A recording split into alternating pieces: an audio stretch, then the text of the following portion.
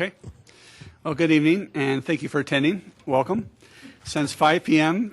This evening, the Board of Education has been in closed session to discussion of lawfully closed meeting minutes for the purposes of approval by the body of the minutes 6:15 and 7:15, the appointment, employment, compensation, discipline, performance, or dismissal of specific employees of the district or legal counsel for the district, litigation when an action against, affecting, on or behalf of the particular district has been filed and is pending before a court or administrative tribunal, collective negotiation matters between the district and its employees or their representatives, the sale or purchase of securities, investments, or investment contracts. And please have a motion to come out of closed session.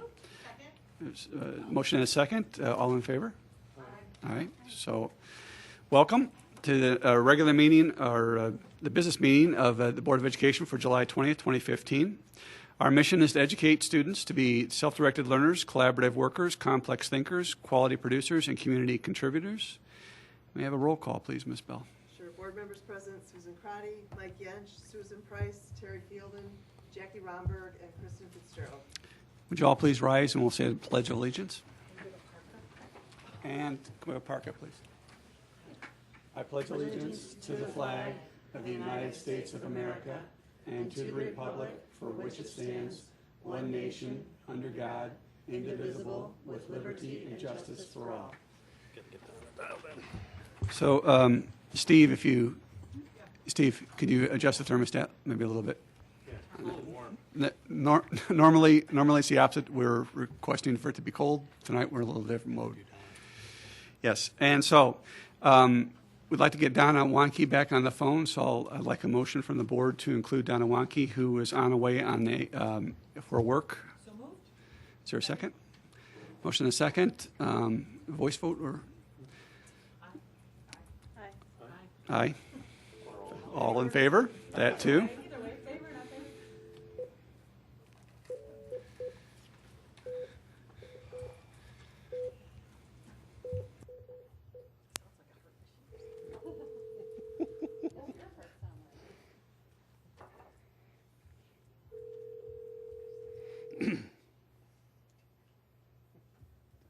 Hello. Hi, Donna. Thanks. You're on now. Thank you. Okay. Item 4.01, good news. Good news. Two items that I'd like to share with the Board of Education. One is great news regarding a donation that was made to support a fundraising effort by Jefferson Junior High School students, but the Rotary Club of Naperville donated $10,000 to further the mission of Jefferson Junior High School's Walk for Water fundraiser to raise funds to provide clean drinking water to children in developing nations. I thought that was very exciting news at the Rotary Club. Part of their mission is to support worldwide and international relief. This is the second year Jefferson has done this fundraiser. So to garner donations and gain perspective, students simulated the walk 1 billion people must make for water every day, and they did so by carrying gallons of water for 3 miles. The donations will support the non-for-profit group H2O for Life for schools in Kenya, India, South Sudan, and the Dominican Republic. So I thought that was great news, and thanks to the Rotary Club of Naperville for their support. Just also, well, I guess I'll do this in report, so I'll wait. Okay, the next item on the agenda is public comment. I don't have any cards in front of me. But if there were public to comment, they would be limited to 3 minutes or 5 minutes as a group. But since there's nobody here, we'll go on to the next one. Item 6.01, written communications. There are several FOIAs that are available for the public viewing. Superintendent staff school reports. Board Policy 430 is listed. If it's okay with the board, I'd recommend that we save that conversation until we move into monthly reports with investments. Kind of they're related. Let's do that at that time. That's fine. Okay. Second, just thing that I would report to the Board of Education is that I have recently completed the draft application for the Illinois Association of School Boards Governance Recognition for 2015. So as I've cleaned up based on some feedback from a couple of board members who were former President Romberg and current President Fielden when we started this process, and make those edits, share a draft with the board if you have any input or feedback. We're well on schedule to meet our August 3rd deadline, so we'll be submitting that. I have all of the artifacts prepared, but I'll share a draft with you very soon, and you can provide any input that you may have. Thank you, Thank you, Jackie, for suggesting that and also leading that effort. All right, President's report. I don't have any.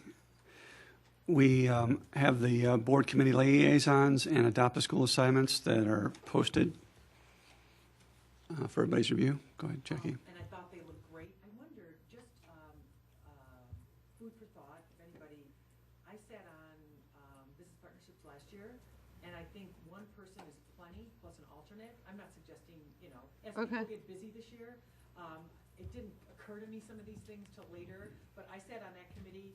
I think Terry and I did. There was no reason for both of us, as we worked it out, one of us was always there. But I think that particular one, just because, I don't know if anybody has anything to share about other committees, that particular one person and an alternate really suffices. Okay, So good to know. Yeah.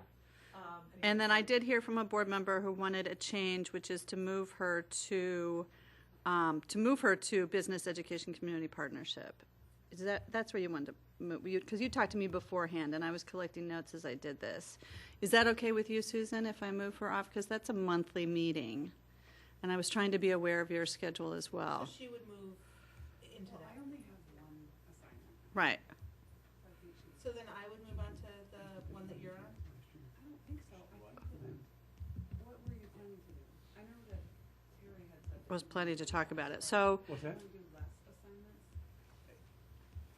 Yeah, I think I could do without one more. I could do with one less committee. okay, yeah. One that you, I mean, Do you want to do the Chamber of Commerce? No. Okay. I would do anything. Okay. And Donna, I moved you off of NEF because I moved you on to Home and School, and those are 2 monthly meetings. And I thought that was a big, to have NEF and Home and School that would be 2 monthly commitments. So that's why I moved you off of NEF. Okay, I guess I didn't understand. I thought that was one that was more than a 1 year. It was, but is that their rule or our rule? I don't know. I'm just telling you. When It's I our was, rule. It's our rule? It's our role. when I was told, So I can flout our, Yes. No. I think it's more consistent for them. I've done this for 2 years.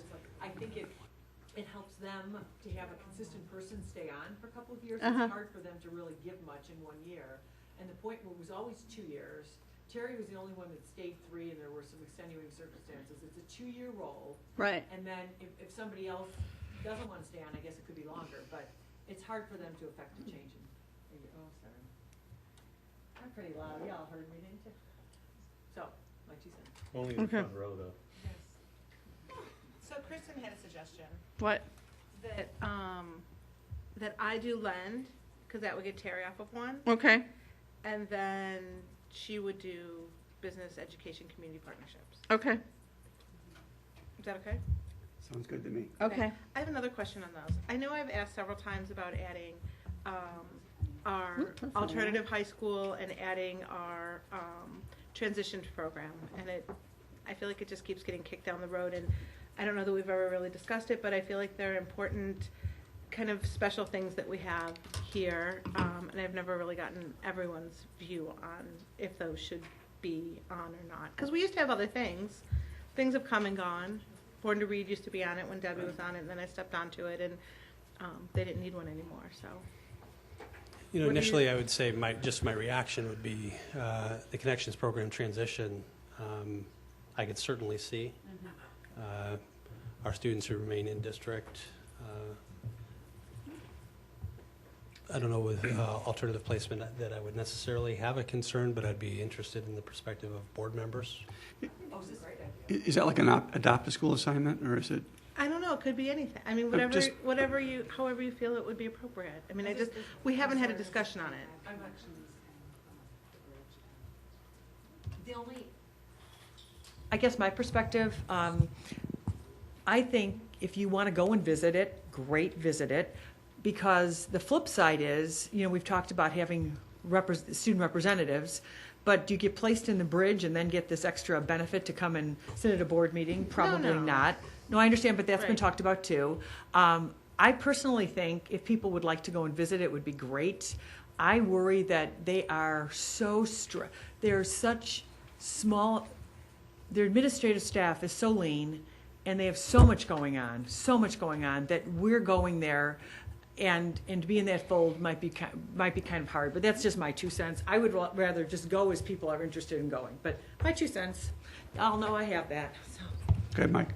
I think it's a great idea, yeah, because they're an integral part of our district, slightly different status. But remember, with adopted schools, it's showing the support of the board to that district.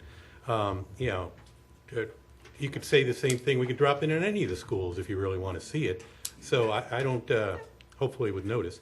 But I think it shows that we consider them just as important as any other school, and the same thing goes for transitions. And, once again, it's the messaging. It's not like we're going to be, sitting there and, going to their home school meetings and stuff. It's showing our support as a board. They have those too. Maybe I'm sure they do. And if they wanted us to show up, that's part of the role we play. Some schools ask you to go to a lot of things, the Christmas pageant and all sorts of stuff, and other schools are, thanks for visiting. Right. Well, I would volunteer to take transitions. That's what I was going to ask you to do, since you brought up the idea. Sorry, yes. Okay. And then anybody want bridge? I have a question about adopted schools as well. Oh, okay, hold on. Hold on, Donna. Did you hear the discussions about adding transitions and a couple of the other? Yes. How do you feel about that? I don't think you could. I mean, as long as we are careful, I understood the concern about, not taking up too much administrative time. As long as we're careful about that, I think representing them would be a good thing, as long as we don't become a sucker for a lot of the time, Well, I think we need to be careful about no matter what school we get. I mean, that's just, I think, just as a matter of clarity, when you're a board member and you walk into a building, regardless if you're there for a parent-teacher conference or whatever else you're there to do, people always view you as a board member, and you need to be aware of that and show some respect in that regard, so that your comments. She favors it. Okay. Yes. So who wanted the bridge? I'm sorry. Is that okay? Okay. The only request I'd make with the bridge is either coordinate with, for the introduction with either Mr. Ross or Dr. Igo, for the initial introduction, because they're our kids. Right. They're not our employees. Right. So that relationship's, I think, there's going to have to be an explanation on what the role of the adoptive school liaison is and all of that. So if we can do an initial introduction, that way that would be great. And then from there, liaise. Thank you. Okay. All right. Any other comments or questions or changes or? Donna had one other request. I know she sent me a text on. Oh, okay. Although I'd be happy with any school that I get, because all of them are great. I had my own ones just the year before, and so I don't know if somebody wanted to rotate there, because I haven't had a number of the other schools, and so I didn't know if anybody was aware of that. Okay, I can switch with you because I've got 3 elementary schools. So I'd be happy to switch with you. So I'll figure that out, okay? Of your schools, okay. I was going to say, your schools, I've had Maplebrook and Mill Ranchview, I have not had. All right, you want to trade Ranchview? Sure. Okay. Perfect. Okay. Are there any other comments on the assignments or adopted schools? Kristen? Are all the committees, do they all work the number of people, everybody's personal experiences? I think this is. I just shed one, so I'm happy. What do we do with NF again? It's Susan? Well, yeah, we're going to switch. Yeah, I think we're going to switch. I don't need to come up to speed on it because I've served on it before. So Yeah. I would like Donna to have. Continuity. I would like Donna to have the home and school. So I'll take NEF. And then they don't have to bring me up to speed on anything. Was I saying that? I don't know. No, you said they like to have 2 because it gives Oh, them no, an no, no, no, opportunity no, to get no, people no, to no, know. no. 2 years. Right, 2 year. 2-year terms, Right. not 2 people. No, I know. Oh. But I moved Donna from NEF to home and school because she hadn't done home and school yet, and those are 2 monthly meetings. I don't and think I it's a big figured deal. I could No, take I NEF don't think it's a and big I'd get deal. That was just experience. history. Not Right, a big deal okay. at all. No, I see what you're saying. All right. I thought you meant 2 people. Oh. No, 2 years. Our So, units are getting confused. Susan, will you make the corrections on the master sheet, or do you want to I will make the and corrections. then send that, and then we'll have those posted and communicate those out to staff? Thank you. Right. Okay, any other comments? Donna, you're okay? Yeah, so I'm not on Chamber of Commerce and Home and School, correct? Correct. I'm sorry, I didn't hear you. Correct? That's correct. Thank you. Roger. Okay. Yeah. Moving down then, item 6.07, Board of Education reports. Any? Well, I had some time today, and my digest of bills passed came from the IASB. It does make a little bit, I had some time, and I actually wanted a distraction because I had some other stressful events during my workday. There are some interesting bills and so forth to read in there if you get time. It is worth a read. And we get a lot of stuff from the IASB, maybe not read it all, but there's some good things to read there. Staff is currently reviewing each of those too to identify what impact currently exists on our operations. Okay, moving on to, One report, sorry. okay. So as one of my last things with LEND, we were following the ESEA bill, the reauthorization in the Congress, and it did pass the Senate side. So there was quite a lot of Illinois involvement. There was an amendment that would have been extremely detrimental to our Title I funding, and a number of people, including superintendent and myself and a number of Illinois folks, communicated their concerns, and I think that there were efforts made to remedy those. That will still be a conferenceable issue, so we'll see what happens when they get through the conference committee between the House and the Senate, but it was good action by Illinois and by LEND to get active on our behalf. Great, thank you. And Jerry, I just wanted to, can I do a quick report? Yes. I just wanted to thank everybody who was involved in supporting the NEF golf outing, because it was a big success, and lots of people helped on either the sport end or on the playing end of it, and so just wanted to say thanks. And the weather was pretty good that day, so for the most part. Okay, item 7, monthly reports. We got several reports in there, and Dan said he also wanted to talk about policy 4.30. Right. So the regular monthly reports are provided there. I'm going to make some comments regarding the investments. Brad will add anything else, and then we'll have any questions that the board has on the reports. But we're scheduled tonight for our quarterly investment discussion. Investment summaries are provided to you, the board, at each month. But our policy calls for quarterly in-depth reports. Last one was in April. This is the time for the next one. And at that last quarterly report in April, members of the board had expressed concern specifically about volatility, liquidity, and some other parts of our investments. As a result of our April discussion, we've been working with investment consultants to work toward developing a plan to try to bring our investment portfolio in line with board expectations. We'll continue to work with our advisors to address issues such as liquidity and the diversification of our investments. Our overall fiscal year investment income is on pace to exceed investment income from previous years. In fiscal year 12, our investment income was about $160,000. Fiscal year 13, approximately $225,000. Fiscal year 14, it was approximately $295,000. Fiscal year 15, current year just ended, investment income is anticipated to be approximately $1,116,000. We had budgeted expected revenue of investment income about $137,500. So we exceeded that budgeted investment income by over $975,000. Our FY16 investment income is estimated in our budget to be about $825,000. It's on pace and projected to be over $1 million based on the current investments. A little history regarding our investments, just kind of going back a little bit from this year. We've had some conversation that we felt our long-term investment advisors, previous investment advisors, were not maximizing opportunities for invested interest income. And the need to consider alternative ways to generate revenue for the district was prompted in part by uncertainty by some of our funding partners, specifically state and federal governments. Kristen alluded to recently how the federal government issues were something that had come to our attention. We've considered some of the discussions in Springfield that could negatively impact the fiscal support that is provided to District 203. Discussions about a property tax freeze, pension cost shift, new funding formulas all would result in less state revenue for our district. Additionally, as the federal government looks at reauthorizing ESEA, there's been discussion around that Title I funding that Board Member Fitzgerald mentioned, which could result in less federal support to our district. We had worked with investment advisors previously to consider how we could maximize interest income, but hadn't been making significant progress. We determined that the investment managers at that time were doing a good job of advising the district on our short-term cash flow and short-term investments, but were not maximizing the district's long-term investment opportunities.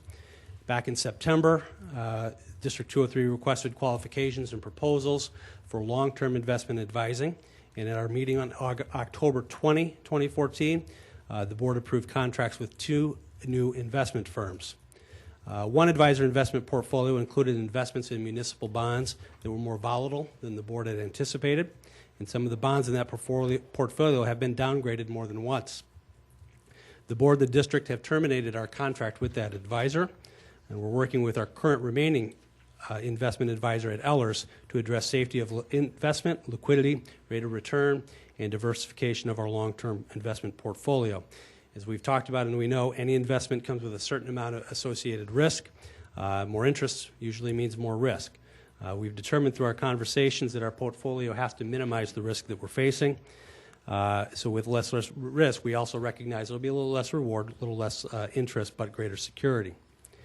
So related to policy, in August 2014, prior to going out for the proposals, we reviewed Board Policy 430 and made recommendations for further revisions to that policy that we believe will put us on a course to develop a strategy to bring our investments in line with the Board's expectations. Although the policy draft we have presented is more detailed than many of our policies, the detail in the draft could serve as a roadmap for our portfolio moving forward. So with that, Brad, I don't know if you have any additional comments that you'd like to make. None at this time. It would answer any questions. We'll take any questions and comments from the board. Who goes first? You want to go first? Jackie? I just a couple thoughts. One, I appreciate the more robust, Brad, the more robust reporting. I think that in the economic climate we're in overall, and with some of the investments that we have, I think that's going to be really beneficial. I would like to always see the gain and loss, and I like the portfolios as they are right now brought together. Some of the other little bit of details I mentioned before are just would be helpful to me that the whole world doesn't need to know about, or I don't have to go through all those details. One, are we going to talk about the policy right now, or are we going to go through 4.03? I guess I'll start by saying I have a question. Let me ask this question first. Are we asking? I'm sorry. Can I ask a question about the investment report? No, 2? Okay. In the investment report, Brad, if you can help me understand. Oh, this thing won't open. So on the. Shoot. I'm in the wrong place. Hold on. I'll wait, and when we get to investments, I'll mention my overall comments. I have to find my report now. It's in a different place. I think I found it. Sorry. Cash and investments. If you look at under the cash and investment report for May 31st, 2015, at the top it says Naperville Community School District 203 cash and investments. So under the funds 1018, that the William Blair number has stayed constant since about February. I don't know why there's just certain numbers on here I look at, and others that stick in my head. And the TD Ameritrade always was 17 million and is now 15 million. Is there something I need to understand about that? Yes. Okay. So we're actually, for the June report, you will see a change. We're working with the auditors. When we initially made the investments, we recorded the investments at par. Okay. So the reason why the William Blair has not changed, 23.3 million, is that's the par amount of the investments that was being held by them. We will be switching to a cost. We will be recording them at cost. You not do at cost, but par. then you're doing accrual, so you have an accrual basis. Right. Okay. But we're, well, I mean, we're right now, okay, so right now they're recorded on the balance sheet at par, and then we have a sub-account which records the discount that we Right. bought, because overall we bought a discount. And then we're accreting the discount Right. as we go. We're speaking with the auditors, they're fine with just eliminating the fact that we record them at par and just record them at cost. Then we'll just annually accrete any interest or, any gain or loss due to the discount amortization. We'll do that on an annual basis. So let me versus So then this 23.3 million will actually drop and become our cost number. Now, you asked the question, TD Ameritrade, yes, that number changed because some assets were transferred to health insurance in the prior month. Right, I knew that, but it's not, I guess it's not the same. Maybe I have to look at it a little more Okay. detail. Well, I still have a question. I and did look get- at it, so if I just finish on your point, Yeah, because that was another question. If you look back at previous month's report, on the report for April 30th, 2015, the TD Ameritrade cash position, quote-unquote cash for investments, was still at the original par value, which was $17+ million. You had already transferred $4 million to the insurance report, and it showed up on the insurance report. So it can't be both places. It can't be both places, and the $4 million isn't the same as $2 million anyway. So there seems to be a disconnect between the different funds, which part of the things I'm worried about is we transfer these bonds and funds. I know there are bookkeeping changes, but I'm afraid this is the kind of thing that happens where you lose a couple million here, a couple million, you don't lose them. But on paper, you can't find the right place for them, because I'm looking at the April report right now. You got $4 million in the insurance fund, and you haven't taken anything out of our education fund. So there seems to be a mistake right there, and I think that was cause of what, because last month it was up at 17, and now it's down to 15. So it seems to be a disconnect there as far as where the money's flowing. Okay. I mean, I'll be glad to put together a reconciliation, but you have to, the other thing you need to take into account is this money will not flow directly. So what the issue is you're describing is the money is not flowing directly from, say, William Blair to TD Ameritrade, because it flow through the PMA investment account. So I'll be glad to, starting with probably March, just put together a reconciliation where you can easily track where each piece went and see how that folds out, because every last little piece is accounted for. Well, it says investment TD Ameritrade, $4 million. And if our other fund didn't go down, where did it come from as far as our bookkeeping? Well, some of that initial in the health insurance back in March or whatever, that was due from other investments that had become matured that were in PMA that then were transferred over. I mean, I'll put together a step by step so that you can see each little piece. It'd be helpful. Yeah. So, Yeah. I got a little lost there. And help me understand, so financial statements of the district, it's your carrying value for investments is now lower cost or market, or No. or some sort of. The carrying amount that the auditors are recommending, I recommend you discuss with them, is we will carry the investments at cost. Okay. Then, at the end of each fiscal year, if they see that there's a material adjustment needed to record to market, Right. then they would record in a separate account an adjustment for unrealized losses. And how were the investments were carried at par before? Yes. And the reason that they want to change this because we have different types of investments? No. Or No, has there been I an think accounting change? I was just talking with them about that when we have it on this report, Right. then it seems to me to be overinflated. Got it. And so I just felt like it more accurately reported it, because we're reporting, like, for example, CPS bonds, a good example. That was showing a par a lot higher than what we had invested in them. Right. And so I think it was important, because on a overall tire portfolio, it maybe is not material, because we didn't have that big of we had $700,000 discount. But when you look at individual bonds, that's very critical, because some of those could have been bought at a premium, some could be bought at a discount. And so once we made the decision to start reporting the market value, it became critical that we have the tracking, that we're reporting the cost too. So No. instead of all these different numbers. Yeah, I wouldn't have thought you would have had a choice, but anyhow, I'm not a business manager like you are of a school, so it's good to know. Well- I'm learning all the time. Awesome, thanks. And I appreciate that reconciliation. Any other questions or comments? Oh, yeah. Go ahead, Mike. Kristen, you want to go first? Let me ask another quick one, because it's data and it's report interpretation. Last month, when we discovered that we had 0 coupon bonds in the BOE, I remembered asking, I was assured that those were the only ones. When I looked at the report today, they had little dashes in the annual income, which implies we're not getting annual income from them.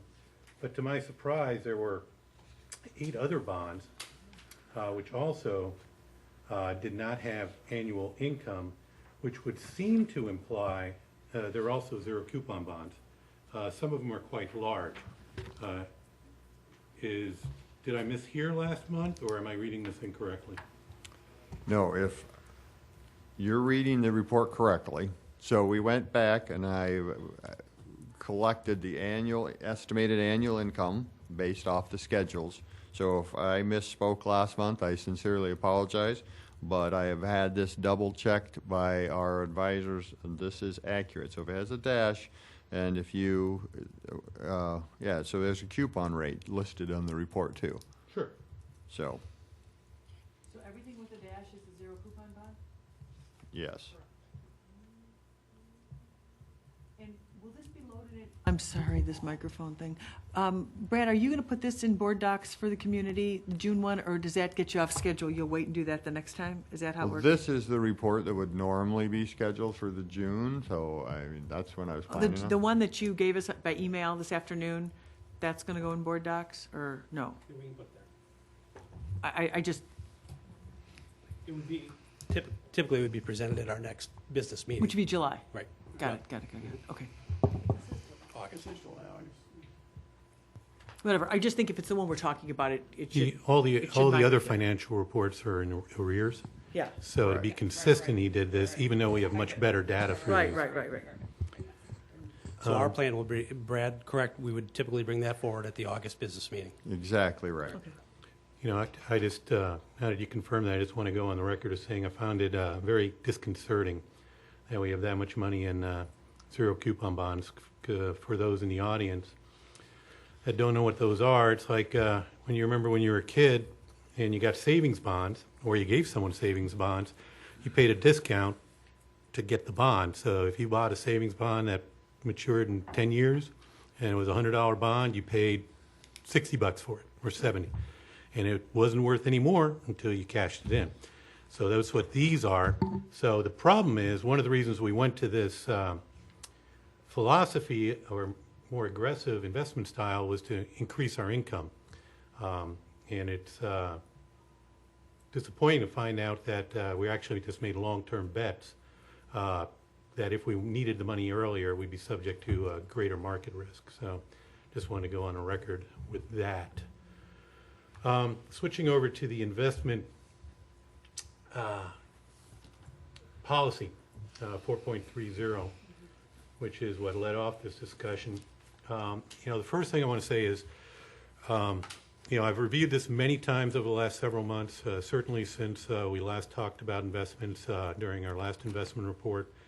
And what I've personally come down to is there's no problem with our investment policy. As has been the case in the past, once in a while, the problem is when we don't follow our policies. Now, having said that, that doesn't mean I'm not open to improvements. But the key is we have to follow the policy, we have to know the policy, and we have to be aware of what's being done. For a history lesson, the last time we didn't follow the policy was in 2008, I think, with the first issuance of bonds, when, unbeknownst to the board at least, they were purchased as interest-only payments, specifically in violation of our investment policy. So that's when we get ourselves in trouble, and now we're sitting here with all these bonds we're paying interest on, and we haven't paid down principal, and we didn't like that when we found out. So having said that, And hopefully we have the money to pay them off in 18. we're planning on it. So when I look through the points and the additions that have been made, just a couple comments. On the safety of principal, I thought what it said is fine, speaks well, talks about market risk to be avoided. But then we go on to potentially add, or at least for discussion, narrowing down in policy the top two general ratings, which are actually 4 sub-ratings, and I'm okay with that. It's AA or better. Yeah, the last one, I think we're starting to micromanage there, but that's just my thought. In addition, issue is that I experienced a rating downgrade within the last 6 months prior to consideration to the lowest rating of the top 2. I mean, I get it. So if someone goes down to AA3 or AA minus, I think it is with S&P, then we wouldn't consider them. That's kind of, and I can live with that, but once again, I don't want to micromanage these. Where I do have a bigger problem is with liquidity. Once again, I think the old policy or the current policy stands by itself. I don't mind elaborating and saying that we have to have a firm cash flow report at least for 24 months and have that at least annually. Where I have problems is when we try to define exact percentages when, quite frankly, we don't even know what we're going to be in 4 years. We don't know what our tax rates are going to be. We don't know what pension cost shift is going to be. It may not be appropriate to have 35% of our bonds over 4 years. It may not be appropriate to have anything over 4 years. Now, I know this is super more conservative and with what we have now, much more appropriate, but I don't want to tie in future boards, 5 years down the road with numbers that we don't know if they're going to, we may not have, $40 million to invest. We may have 10 million. So that would be my next comment on there on a liquidity one. Rate of return, highest rate of return, if you follow everything else is okay, but I didn't have any real comments on that. The next one is the same thought on the diversification. When we try to micromanage 500,000, 2 million to any one state, 5 million. Once again, if we have 40 million, those numbers work. If we have 10 million, then the numbers don't make any sense at all because you could buy one federal home loan or Fannie Mae bond. They never go bad. Actually, they were guaranteed, so it was okay. And that would be our entire portfolio and would be okay with the proposed language. So once again, if there is language to propose it on a broader scale, I'm all for considering it.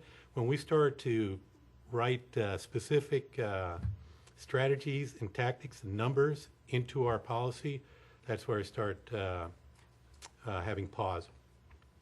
Moving down to controls and reports, there's just whatever you guys, I'm happy with whatever the board wants to do. Right now, if you look at under controls and reports, the beginning of the second paragraph, as it stands now, the chief investment officer shall provide a quarterly investment report, and then under proposal shall monitor all investments that provide a monthly written investment report. I don't know if they're supposed to be the same thing, if we're going to get a full investment report every month. I just want to make that clear before we go to press or even consider doing that. And then the last one, I think it's the last one, yeah. Automatically selling stuff for the same reasons I talked about above always give me pause because the last proposed edition says any investment downgraded to A3 or A minus for S&P shall be sold as soon as reasonably possible in an effort to minimize any negative financial impact on the overall portfolio, unless extenuating circumstances exist and second-party insured investment less than 100,000. Once again, automatic is just something for policy. It's even though this is one level above junk bond, I get that. I just automatic always bugs me when it's into our policies. But those are my comments from going through the draft proposal. And I Okay. welcome any feedback. Anybody else? Kristen? Thanks.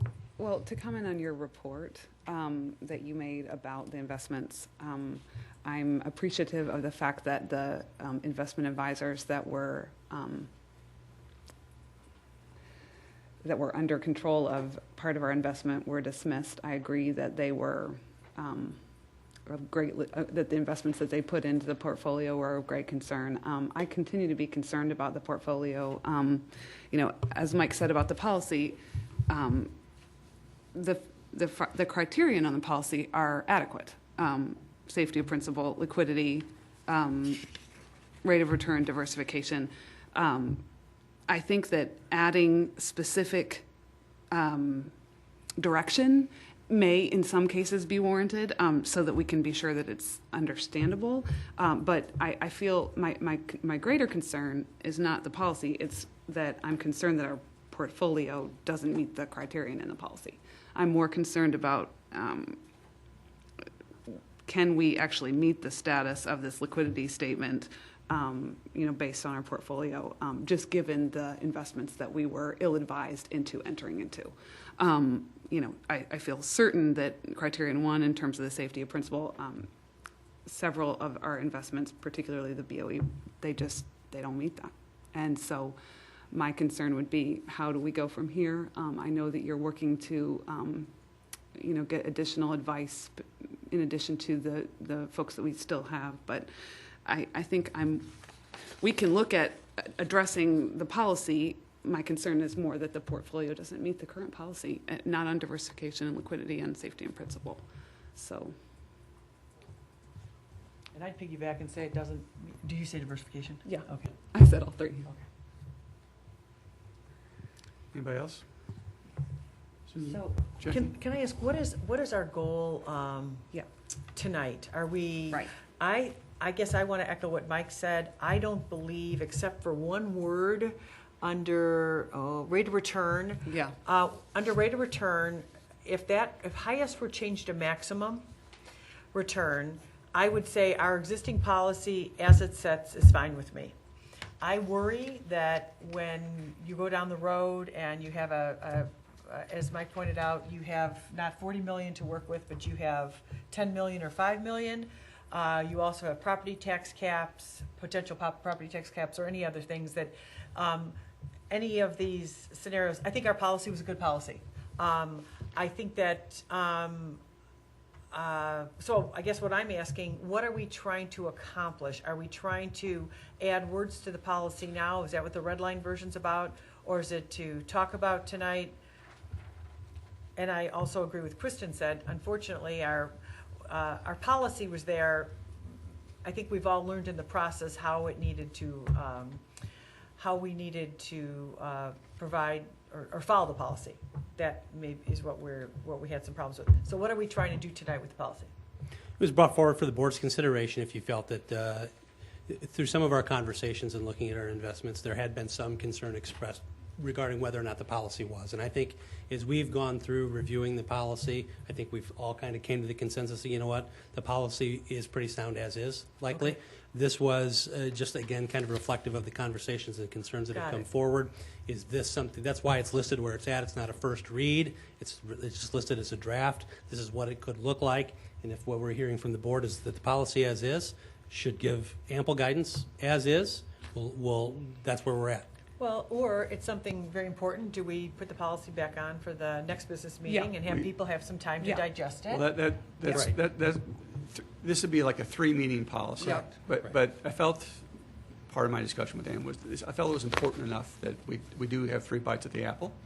And also what I heard from the board is that they really wanted to make sure the community was aware of what we're discussing. Mm-hmm. So 3 meetings are better. The first one as a draft, just to get it out there. The second one, more of the formal process, because typically when we do a policy, we do a discussion without action, and then we do a discussion with action. So there's only really 2 opportunities. I did want to piggyback on what Mike had said here. But the percentage issues really bothered me. As far as we'll get up to 2 years, 40%, 25%. The other thing that really bothered me in the policy was to guard against unforeseen liquidity issues. Unfortunately, the word unforeseen is exactly what it means. You don't know it's coming, and you couldn't see it coming. So it's a trip in the policy that would always put you into default of violation, because the legislature could come up with some new funding mechanism, and we'd lose money going into it, and we'd automatically be in default of the policy because it was an unforeseen funding issue that decreased our liquidity. I think that in reading the language, the red language sharpens the focus of the policy, but I don't know if it adds any more teeth to the policy. If you removed it, it doesn't give it any more bite. So Although I do think, and again, I think we should definitely put it up, these controls and reports, that part. You know, That's not part of the policy, though. yeah, it is. This is all the policy. Oh, where's the? Oh, Yeah, see down here? So that part, yeah, let's put, I think that some of the notice types of things, the question about it downgrading and how quickly to be notified about that, right. I think that's worth thinking about. Well, and part of what Dan's saying, that we're putting out here now so that the Yeah. board can feed Right, back more exactly. directly. Exactly. We'll move this to, whether we move it to August 3rd or the second meeting in August for the first reading with discussion without action. The board wants to have some thoughtful digestion time on this policy, because it is a critical issue to us, and we've been talking about this quite a bit, and I think it's important enough that more thought is given to it than less. Isn't I guess my reading of it, I have absolutely no problem with adding more clarity to it. As I said before, I think there's nothing wrong with the policy. I worry that if all the pieces in red are under controls, we're getting into a lot of operating matters. Is that what we want to get into? I just bring it up. I guess what I would ask our superintendent, does he have enough? We'll come back with something to look at in August. I totally agree with that, Terry. Do you know what you want to come back with? Have you heard enough from everybody to know what to come back with? I have a sense, yes. Okay. I mean, I think we can come back with something for a first read. Sounds good. And then we can, as we typically do with the policy, you'll provide additional input and conversation. We'll go back and make decisions from there. Good. And I think in terms of the investments, you know, how do we go from there in terms of looking at what is necessary to make sure that our investment portfolio is in compliance with the policies? Can I just ask, is it the longevity or just a policy in general that we're looking at? Because there was two long-term issues we're looking at with the investments. Making sure the longevity matches the cash flow, which is Correct. Primary one. Yeah. And then you're talking about are these investments in violation of policy? Is that Right. what? is Yeah. that- Yeah. okay. And do we need to fix them in terms of looking at, you know, all the criteria we have in our policy? And it may be that that's a multi-year plan, but looking at it in terms of how we figure that out. Yeah, I think that it's good discussion, but I think also from what we've heard from our investment counselors, that there may be a longer-term Yeah. plan. But, right, Because we have been discussing this issue and trying to whittle at that, but it's a longer-term deal, and we certainly don't want to, let's just, even if we are in violation of the policy, we certainly don't want to compound that by unloading investments at a financial loss and losing money too quickly in that regard. of course. At the same time, our policies are there to protect us. That's correct. So that in those And the unforeseen, community, right. and the community, they're to protect us from concerning events. That's I our agree with that main thing. 100%. Anybody else from this side of the table? Okay, so Dan's going to go back and make some adjustments. There were several comments made about the percentages and some of the ratings and so forth, but what also appeared to be important to the board is the reporting mechanism and so forth. That's what brought back is a focus point in the policy. And the word unforeseen is not, I like Jackie's change about the maximum. I do feel that the highest tends to put a push towards, you have to really read that in the context of the whole sentence. sure. Maximum's up there too. I know, well, How I'll about take another word. reasonable? Sure, How about reasonable. Another word, right. Okay, Well- take another word, but Right, I but agree. that- I that feel like highest that is pushes scary. that, and you have to read it in the whole entire sentence do. because it says in the context of these. Right. Well, you know, I had just another thought I know there's a couple more readings, but another thought I had was you can also look at that whole section with the 4 points. There it is. Safety principle, liquidity, rate of return, diversification. We could change the order and say the objectives should be in the following order of priority. 3 and 4. And that would, without getting too verbose, make it clear that rate of return is our lowest priority. Safety principle, liquidity, diversification, and then I like that. Yeah. rate of return, just as an idea. We've got plenty of time to talk about it, but we can actually I make think when it we clear keep that's our things priority. simpler and broader, Mhm. it we're, the test of time. right, the test of time where somebody's not having to remanage all of this in, another board series down the road, or 5 years or 10 years. So just also to be clear, that the board doesn't have to make final comments on this tonight. No. There's still I just time. want people to think about that. But I agree. But as you go away and you wake up at 3 a.m. in the morning, for whatever reason, you think about something that you want to change in the policy, you can email Dan and so forth. And it's the program here is set up to give it enough time that we're very deliberate. Okay, any other questions or comments on the policy or the monthly reports in general at I this have time? another question on investment reports. I had asked the last time if I could just get last meeting, if I could just get an understanding, and I don't know if it's this meeting or the next meeting, get an understanding for in the insurance reports. I'm sorry, it's loading.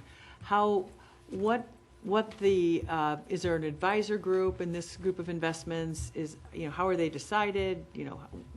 How does it all work? So hold on, let me get to it.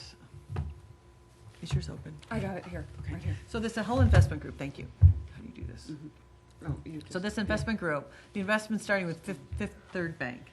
So understanding here that there's $7 million in the insurance, I just want to make sure now that we're on this and doing our quarterly review, that I understand this side as well. Where is there an advisor involved? Is there, what's it all about? Help me, talk to me. Yes, can I answer that? Yep.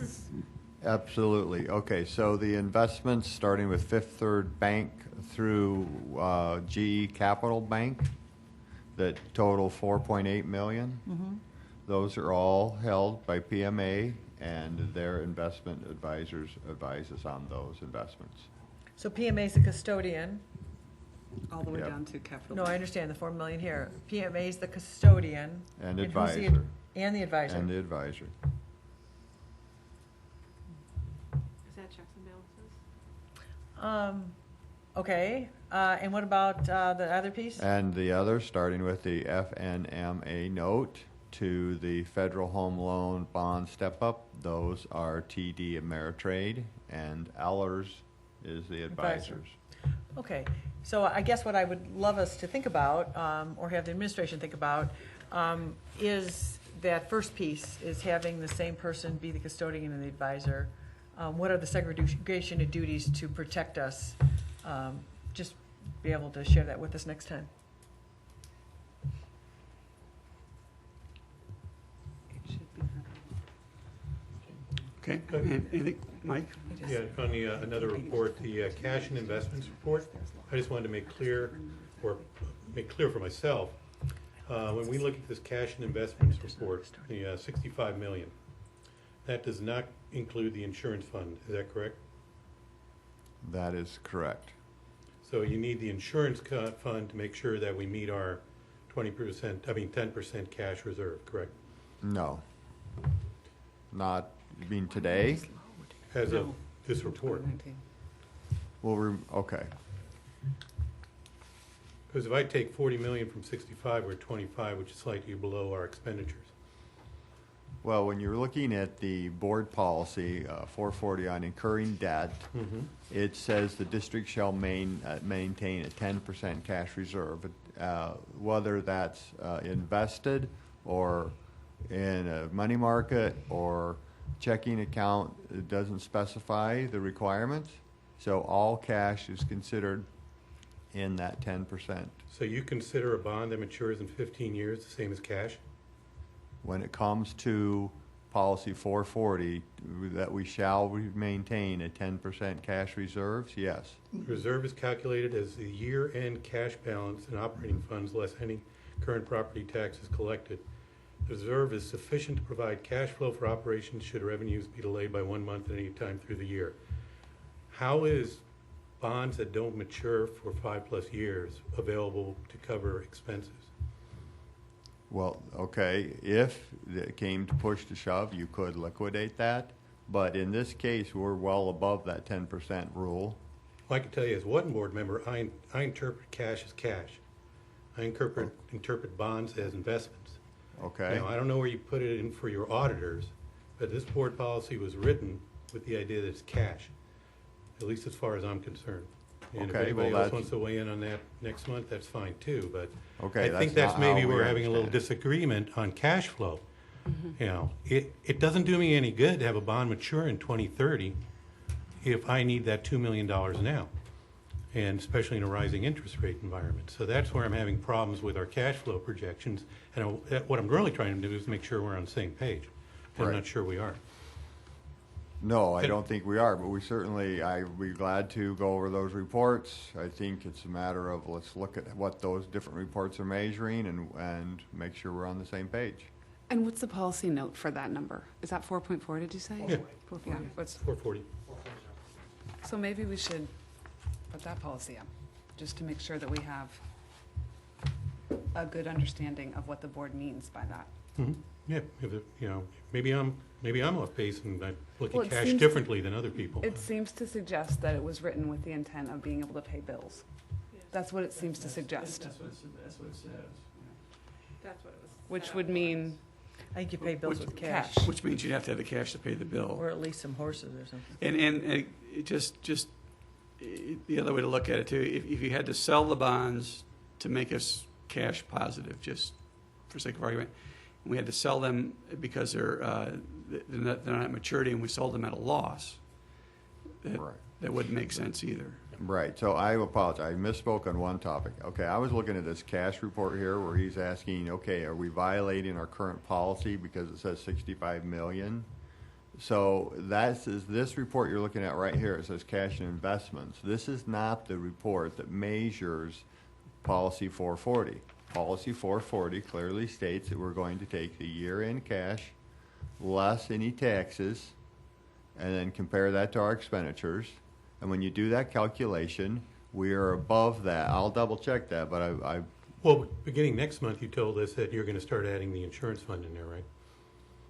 As part of that calculation.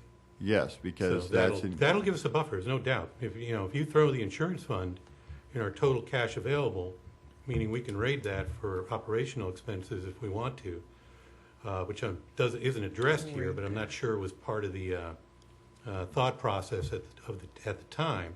Then yeah, well then, I mean, if we want to, that's an important fact to clarify. If we that's want why to. we're It is. doing this. Okay, So for great. next Right. board, or either next board meeting or the August 20th, when we come back to investments, we'll put Yeah, board I'm not policy. worried about running Yeah. out of money Right, this month, exactly. yeah. We have No. we have some time. We'll put 440 as the Yeah. subject for the agenda for review and clarification on the board's interpretation and what we should be doing moving forward. as well as 430. Got it. Yep. Okay? Anything else? All right, thank you to the board. It's a great discussion. Donna, do you have anything you want to say? Sorry. No, I'm good. I'm ready for the action I could sign. Okay. Okay, we'll move on to action by consent. And I believe it was Kristen who did bills and claims this month. So Do you want to go ahead and? I'd like to entertain a motion to approve the action by consent bills and claims, 8.1, 2, 3. Got it. I move So point approval. full three, right? Nope, I got it. Yeah. I move approval of warrant number 400-378 through warrant number 401-075 totaling $31,860,747.28 for the period of June 16, 2015 to July 20, 2015, and items 8.01, 8.03, 8.04, and 8.02 as amended. Perfect. Second. We have a motion and a second. No, don't we need to pull 8.3 because Nope. those need to. Yeah, we actually got we have a couple absentees on the board minutes, so we'll have to pull them. Okay, sorry So about why that. don't we just pull So- 8.03 and we'll do each one separately? Okay, so end items 8.01, 8.04, and 8.02 as amended. Correct. Good.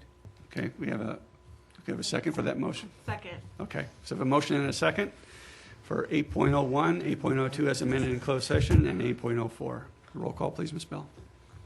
Fitzgerald, Aye. Wanke, Aye. Fielden, Yes. Romberg, Yes. Yench, Aye. Crotty, Yes. Price. Yes. Motion carries. Okay, we'll take item 8.03 in two motions. Which is a closed meeting. With okay. the meeting minutes. I would move approval of item number 8.03, the meetings for 6:15:15, and hold the 7:1:15 minutes. Have a second? Second. Motion and a second for the meeting minutes of June 15th, 15. Roll call, please, Ms. Bell. Wanke, Yes. Yench, Abstain. Oh, sorry. No. I She has to. abstained from that one, sorry. okay, Yench, Abstain. Crotty, Yes. Price, Yes. Romberg, Yes. Fielden, Yes. Fitzgerald, Aye. Motion carries. Okay, I move approval of item 8.03, the minutes of 7:1:15. Nice job. Have a second? Second.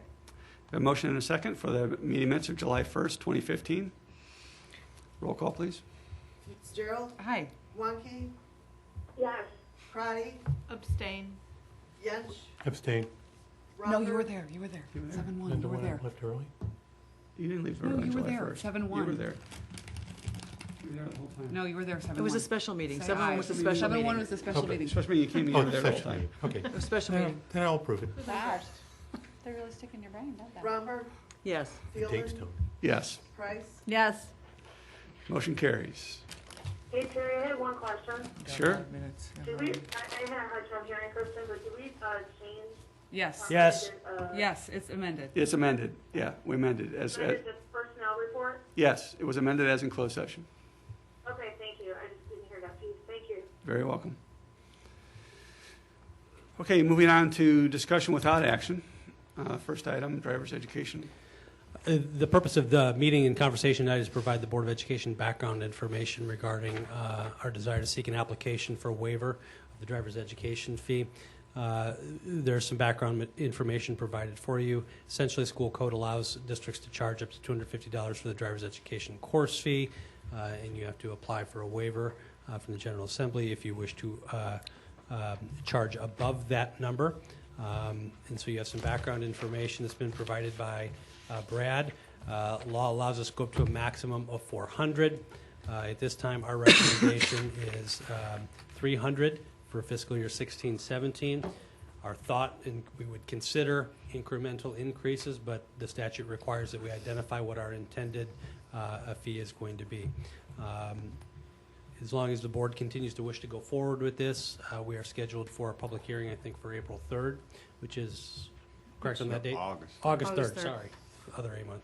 August 3rd, which is required when we have a waiver. Brad, any additional information you need to provide? No, just, well, I say no, and then I start talking.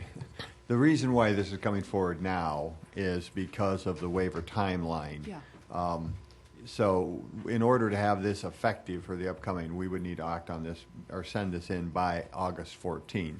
Normally, this would be part of our fee discussion, but during the last fee discussion, this kind of was obvious that our driver's ed fee is low compared to benchmarks.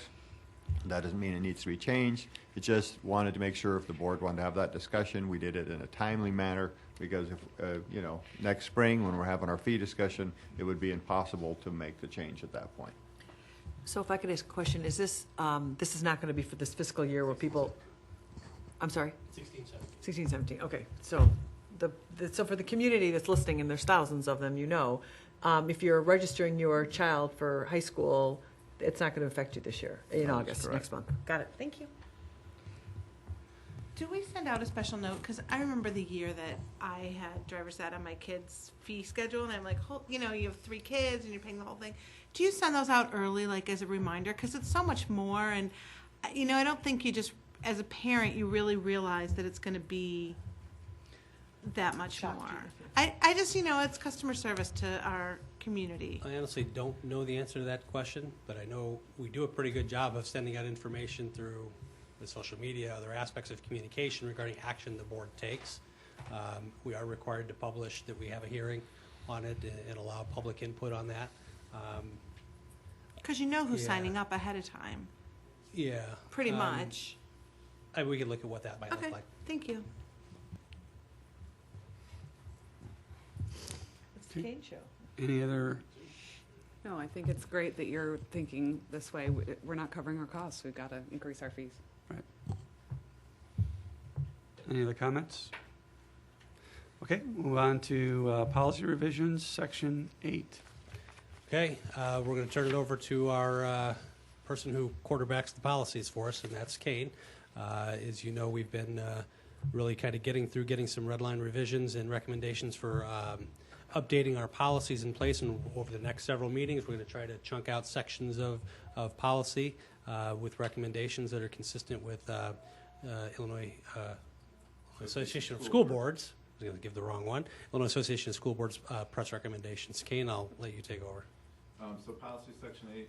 Policy section 8 is around community relations. I do want to clarify a couple things along the way. One, thanks to questions that came in. I hope to clarify as I go through these as quickly as possible. And also, I am going to recommend that when we get to 895, that we pull that for this month, and I take that back to some stakeholders. I was, I did not vet that properly, and it needs to be. And so I'll pull that one when we get to it. 810 public relations, it's renamed that, by press, and we do want to, as often as possible, have the same name and numbering system as press, because it enables us to speak the same language as the School Board Association when they recommend policy revisions. There's another reason, too. Public relations is a bit of a corporate term, and really this speaks to more of a connection to the community, as the title of the policy states. And you can see that it has some emphasis there about news releases and media contacts. 812 is not a press policy. That is a district. I'm sorry, are we going to talk about these all at once or as he goes through them? I can take questions as we go along if you want. Just asking the chair. How does the board want to go through them? You want to go through them individually? Well, we're not approving anything. I know, but do you want to go through individual I comments? think that makes sense. Okay, so why don't you go ahead and do each one, and we'll make comments after each Okay. segment. And some of these I'll have nothing more than what's on the memo. Okay, so nickname, mascot, and symbols is an existing policy. But just go back to 8.1. Oh, I'm sorry. 8.1. Sorry. 8.1. Were there any comments by the board on 8.1? Yes. I like the word expectations in point 2. I would like for us to put that back in. I like the desires is okay, but I think the expectations, it's good to know the expectations. That's just my opinion. I'm sorry, are you done? Go ahead. I think it's really helpful to have a standardization, but I do know within press, we've done kind of our own thing. My own personal opinion, 8.01, the comment that it's connection with community, that just leaves me cold. Like, I don't even know what that means. Mm-hmm. When you say public relations, I understand what that role is, and I think we have as a district, we've adopted more corporate titles for everyone, and then to get around to this policy and say, oh no, we're not gonna make it that. We're gonna talk about connection with community. I guess, of course, we're supposed to be connected with the community. We're a public school. They own us. The community owns us. Everybody in the community owns a part of the school district. So I would love some creative juices to figure out, if we don't like the word public relations, what another word would be, but the community connection to the community just sounds kind of goofy. Go ahead, Mike. I agree with both my colleagues. I like expectations to remain in there, and everybody in the community knows what public relations is. We don't need to make up terms like Learning Resource Center and language arts just to be Go back and call it English 1. Yeah, I mean, yeah. So connection with community means nothing to most people. Public relations, I think you'll have trouble finding anyone who doesn't immediately understand that. So I don't see any reason to change that. Okay. Anybody, anything else? All right, go on to 8.12. 8.12, this one's for review. No changes proposed, but in those cases, we just want to put that in front of the board because in this case, it hasn't been revised since 1996. And that's one of the reasons we're going through this process. Is there a reason why sexual orientation is not in there as not demeaning to people regardless? I mean, I felt like that's just something that we talk about all the time now. No, certainly, I think at the time probably was gender, but, was considered, but certainly sexual orientation is something we can and should add. Yeah. If you're going to make it a 2015 thing. Yeah. Kinda, yeah. Okay, thank you. No, I was just making sure you saw her. to, We have a discrimination statement that has all our classes. yeah. We might just want to just put them all in. All right. 8.2. Use of school facilities. You'll see in the revised policy that what we did is we basically took out a lot of the down to the detail issues, especially regarding the classes, the rental classes for the organization. We have those documents already that we have in a packet that we use with every potential renter of our facilities. And so the recommendation is to keep the basic policy broader and not to get into those details, and then to use the packet that's very procedural and organizational. That remains, that makes it more flexible. I can provide for the board that packet at any time, and they can see what's in here is acceptance of terms, guidelines for use, prohibited activities, responsibilities of the applicant, rental categories and descriptions, schedule of charges for facilities and for personnel, the insurance provisions, and a hold harmless agreement. So that goes into greater detail, and by keeping it separate from the actual policy, as those things need to change, sometimes more rapidly, we find something's not working or whatnot, we can change it in the packet when we're working with a potential renter. So that's kind of why the facilities policy has changed. It looks like it's a gut job, but it's not really. Any comments? Nope. Donna, are you okay? Donna? Good, yes, I'm good. Okay. 830, I want to apologize, there's an arrow. 850, which is listed in the memo, I missed, it didn't get loaded. What we've done with 830 and 850 and looking at them is we took some very small piece of language from 850 and incorporated it into the revised 830.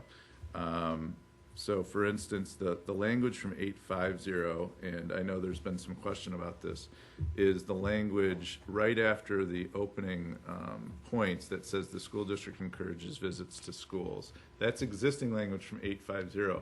There wasn't anything else in 850 that wasn't really covered in 830 already.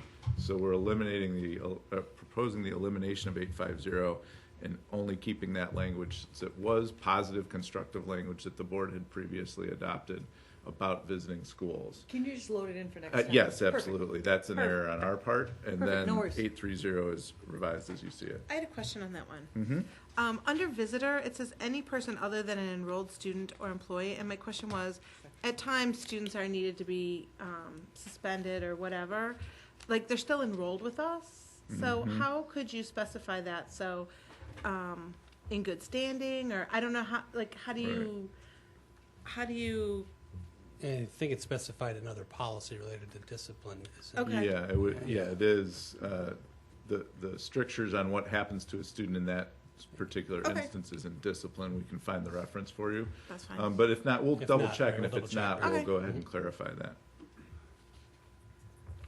Kristen? I just had a comment, and I talked to Kane about this already, but the language about welcoming visitors, of course I want to welcome visitors. My only concern is that in certain times, we would not be able to welcome all visitors. During the school day, for example, not every visitor would be able to, come in and walk through.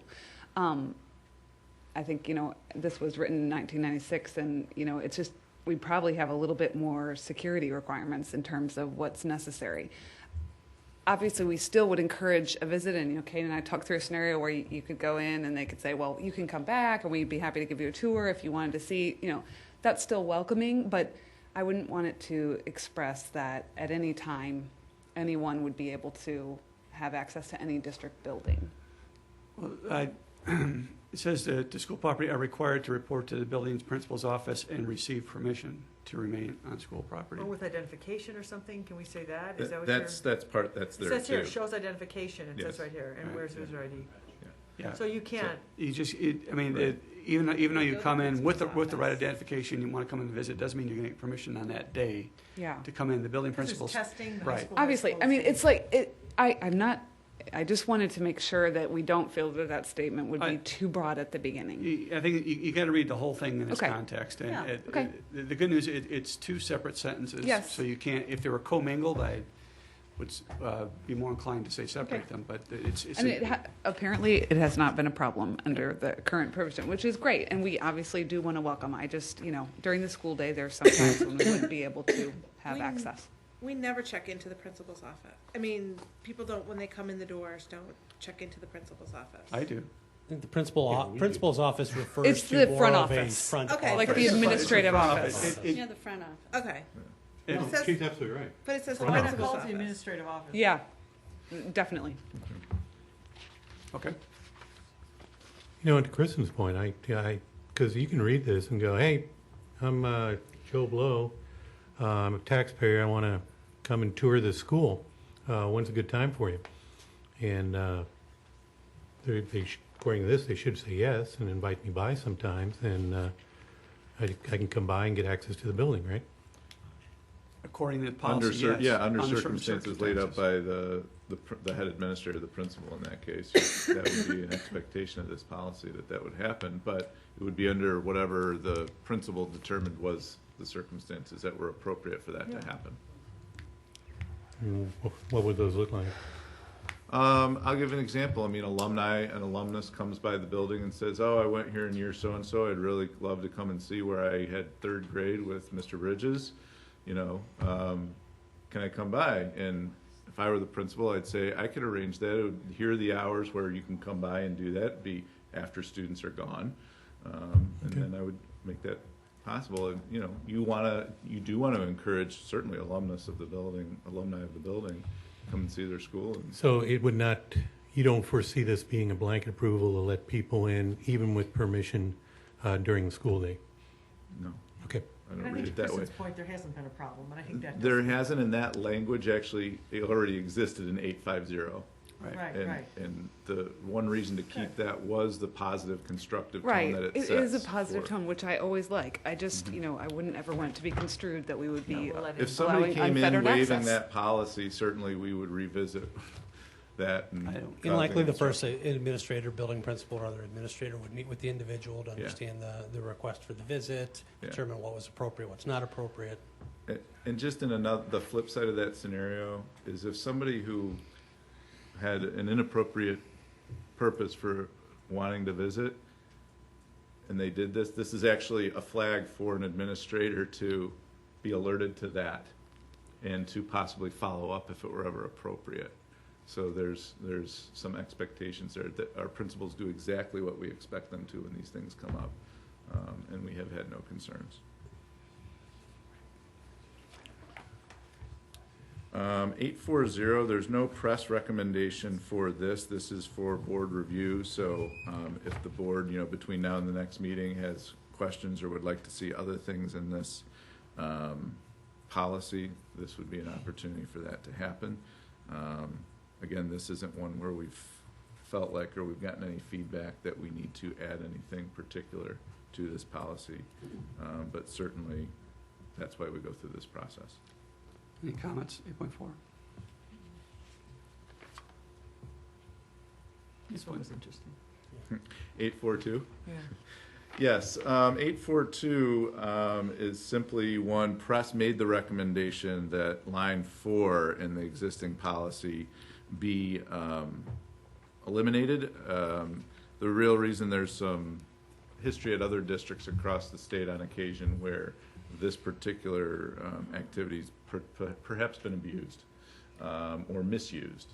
And I don't feel like caused that's happened disruptions. here, so I would No. recommend you leave it. I think if the Okay. superintendent wants to give some passes for people to, people to attend a band concert or do something in the community to be able to answer questions of the community, Yeah, I would look at number I 2. would But at number 2, there is each district administrator and guest member, and we also received some feedback on some editing that needs to be done there that we'll clean up for next time. Yeah. There is that line in there. Could use a each district conjunction.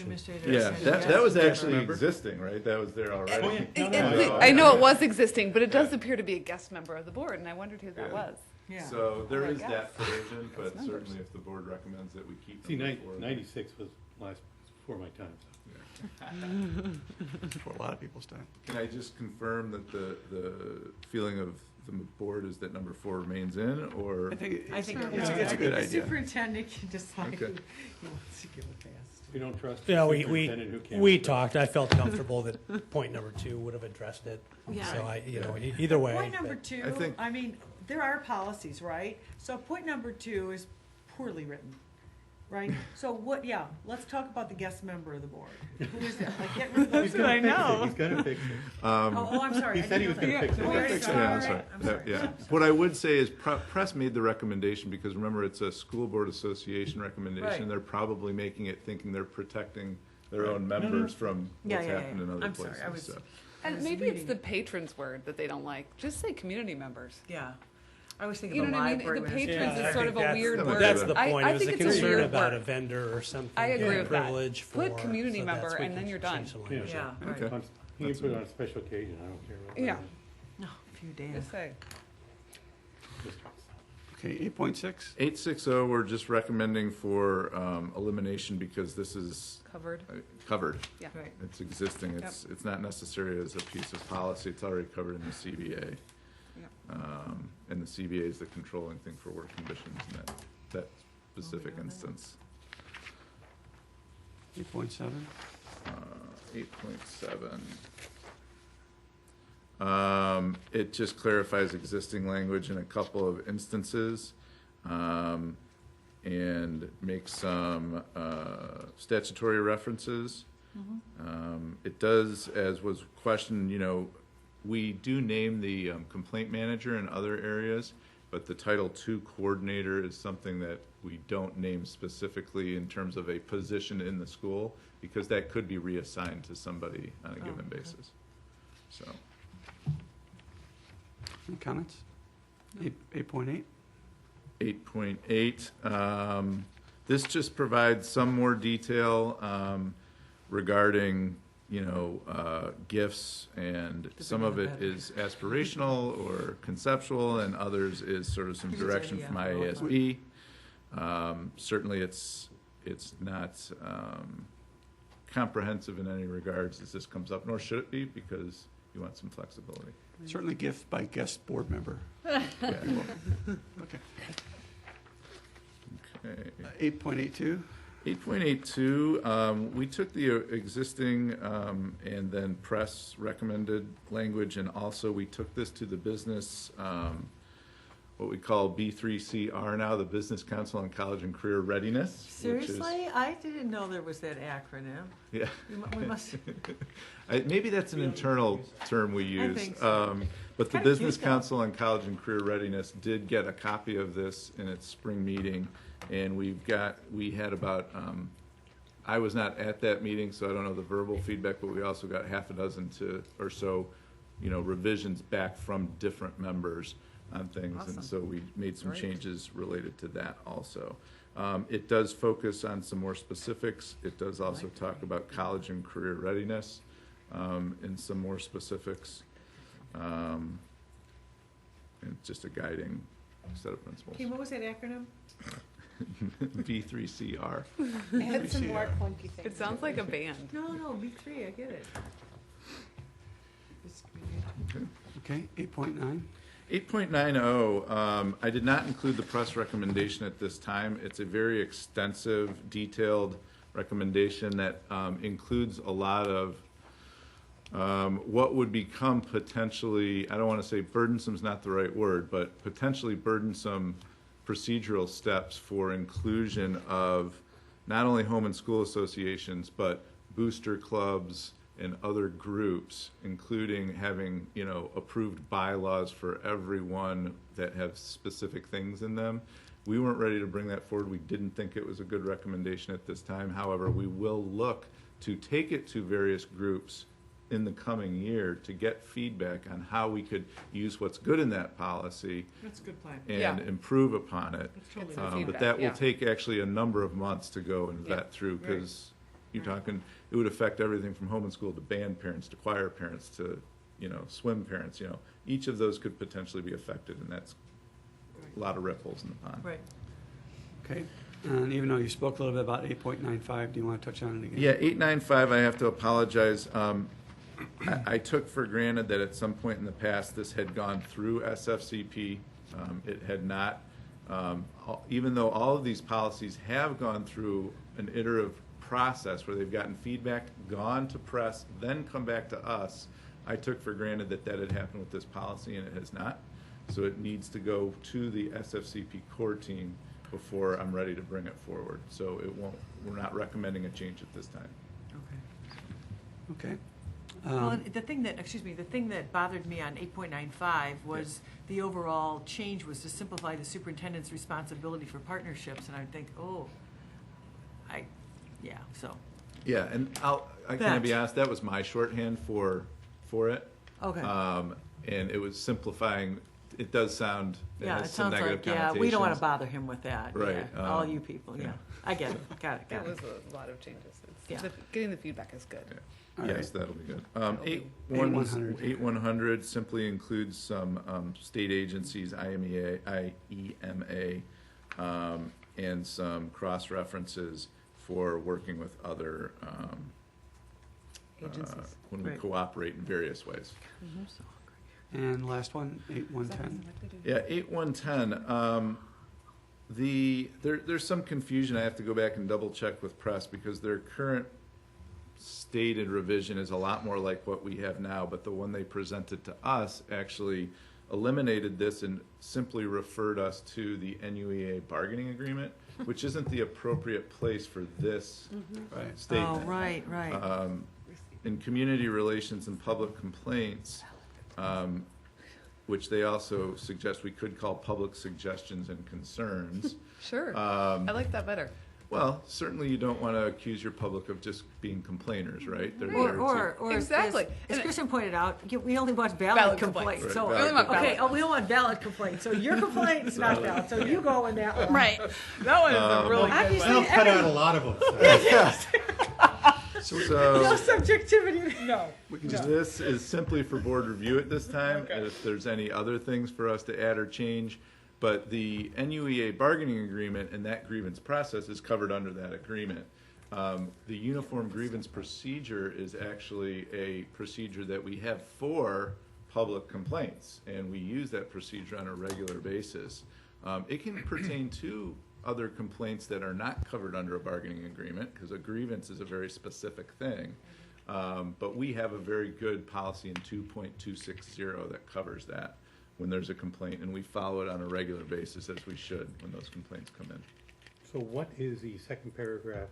Who is that addressed at or directed at? Somebody who, let's say if they, and this happens, they'll call with a complaint, maybe they'll come to my office, we'll talk through what the complaint is and a potential remedy, and if through that verbal lowest level of addressing the issue, they're not satisfied, then they would fill out and go through the uniform grievance procedure, which has a form and a process and an investigatory piece to it that's more detailed So to a make sure. community member who didn't like the way maybe the hedges were trimmed on the school next to him could go through a grievance process and a hearing before the board? I'd have to. More of what's written in the current 260 identifies things such as complaints regarding ADA, Title IX, Section 504 violations.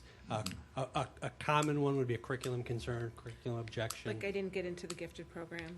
Could be that, right? But We those have appeal different process for policies that. For each one, like the ADA would Equal be back employee, yeah. there.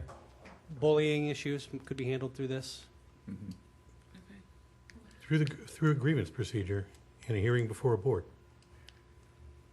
I mean, Yeah. Yeah. those terms are usually associated with employees and labor agreements. That's why my confusion. So I'm Right. surprised to see it here. Uniform grievance procedure is actually a common, it's a IASB standard for policy that's in most districts, Right? so, Like I said, I was just trying to clarify for my own mind. yeah. Yeah. I'll bring my grievances forward.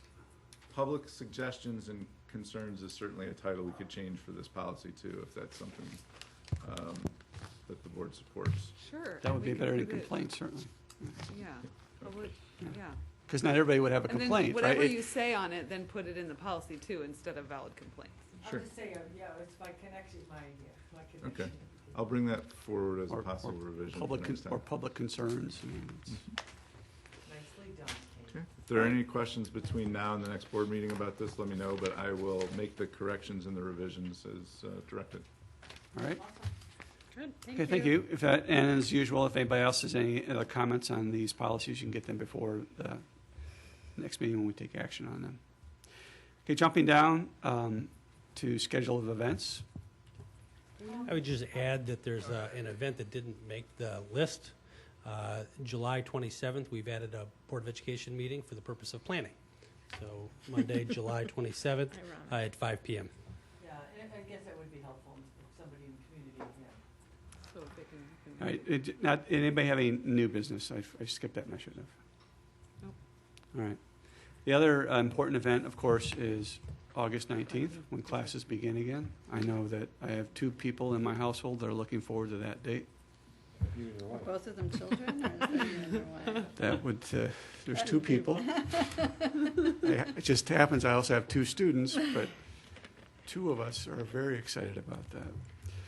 Okay, we are not going to adjourn at this time. The board is going to go back into closed session. So I'll go back up to the top of the agenda. And when we come out of closed session, there will be no further public discussion on any items. We will not be taking any action after closed session. We will just adjourn the meeting at that point. But I would like to entertain a motion to go back into closed session for discussion of lawfully closed meeting minutes for the purpose of approval by the body of the minutes. The appointment, employment, compensation, discipline, performance, or dismissal of specific employees of the district or legal counsel for the district. Litigation when an action against, affecting, on or behalf of the particular district has been filed and is pending before a court or administrative tribunal. Collective negotiating matters between the district and its employees or their representatives.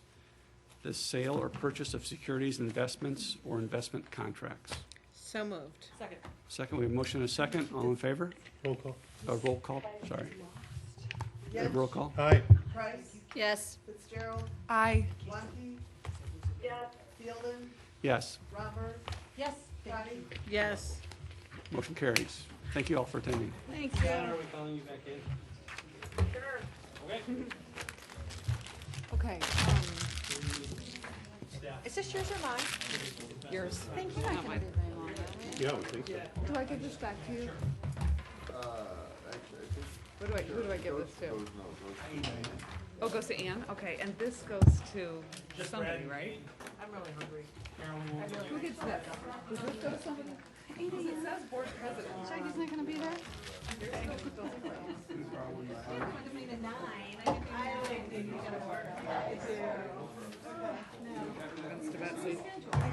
No, it's just 8 a.m. It's not. Oh, you used to make me come at 7 a.m. Right. When I had 3 kids at home. I know, right? Myself there. We should use the same one put you on the Chamber of Commerce. Yeah, thanks. She doesn't want to go up, get up at 8.